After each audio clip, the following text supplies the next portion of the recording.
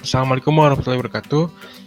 Sebelumnya perkenalkan, nama saya Ilham Mananto dari kelas Data Mining A, ingin mempresentasikan tugas akhir data mining yaitu berupa text mining.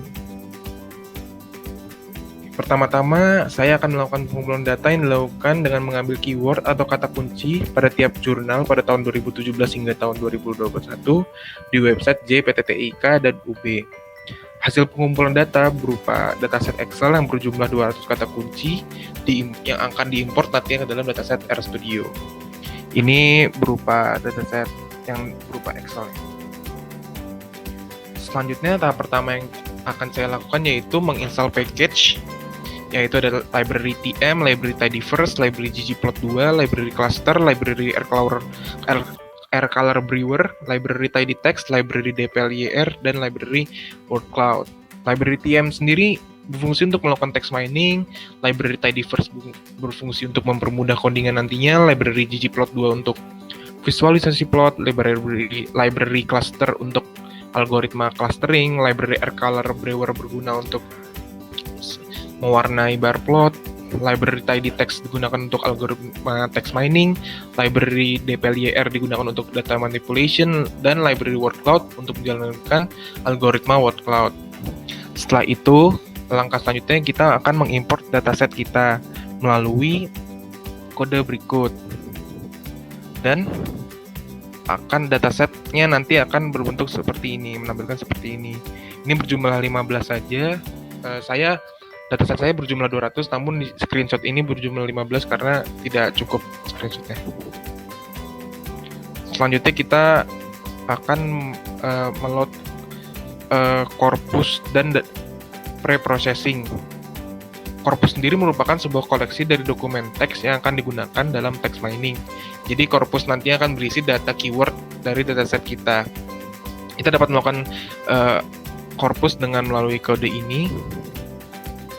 Setelah itu kita akan melakukan pembersihan data atau data cleaning yang dilakukan dengan menghapus karakter selain huruf, mengubah semua huruf menjadi huruf kecil, menghilangkan tanda baca, menghapus angka, dan mengeliminasi white space dengan kode-kode berikut. Setelah data corpus dibersihkan, selanjutnya kita akan membuat term document matrix.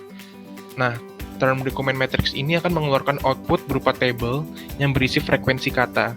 Dengan term document matrix ini, kita dapat memperhitungkan kemunculan tiap kata dan mengidentifikasi kata mana yang paling populer. Untuk membuat term document matrix, kode berikut. Lalu, untuk menampilkan perhitungannya, kita dapat menggunakan kode head keyword underscore df, misalnya 10 kata terpopuler, maka muncul ini. Jika ingin 5, bisa juga 5, tinggal diganti saja di kode. Di situ terdapat kata sistem, informasi, fusi, algoritma, genetika, klasifikasi, K-nearest, usable, Android, dan neighbor.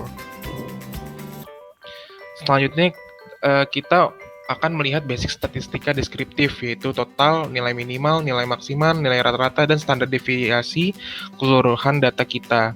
Kita dapat melakukannya dengan melalui kode ini, sehingga menampilkan tampilan sebagai berikut. Dapat dilihat bahwa dataset ini memiliki total keyword berjumlah 881, nilai minimal frekuensi berjumlah 1, nilai maksimal frekuensi berjumlah 27, lalu rata-rata frekuensi berjumlah 1,779796, dan standar deviasi berjumlah 2,14245. Selanjutnya kita masuk data visualization. Yang pertama ada bar chart untuk sebagai visualisasi pertama kita. Untuk menggunakan bar chart ini, kita memerlukan package ggplot2 yang telah kita aktifkan tadi. Nah, data yang digunakan di sini adalah keyword matrix yang telah diurutkan dari frekuensi tertinggi hingga terendah. Ini untuk hasilnya dapat dilihat.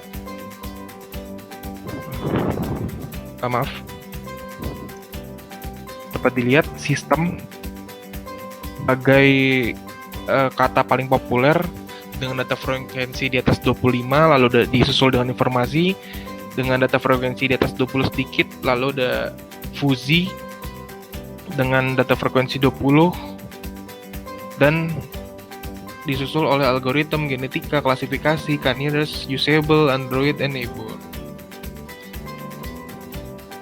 Selanjutnya kita masuk ke data visualization, yaitu word cloud sebagai visualisasi kedua kita.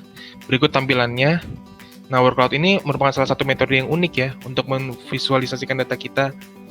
Ukuran dari word cloud ini juga dapat dimanipulasi dari yang terbesar hingga yang terkecil. Bentuknya pun dapat kita rubah-rubah. Nah, besarnya ukuran kata pada word cloud tergantung pada frekuensi kata kunci masing-masing. Nah, di sini dapat dilihat kata sistem, informasi, fusi, algoritma, dan genetika menjadi kata terbesar dalam word cloud ini. Mengapa? Karena frekuensinya terbanyak. Jadi dapat disimpulkan bahwa pada tahun 2017 sampai 2021, mahasiswa Filkom kebanyakan membahas mengenai analisis sistem informasi fusi dan algoritma genetika. Selanjutnya masuk ke clustering.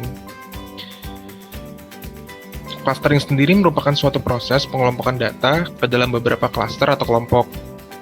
Di sini, saya mengambil 50 sampel kata pada variabel keyword matrix.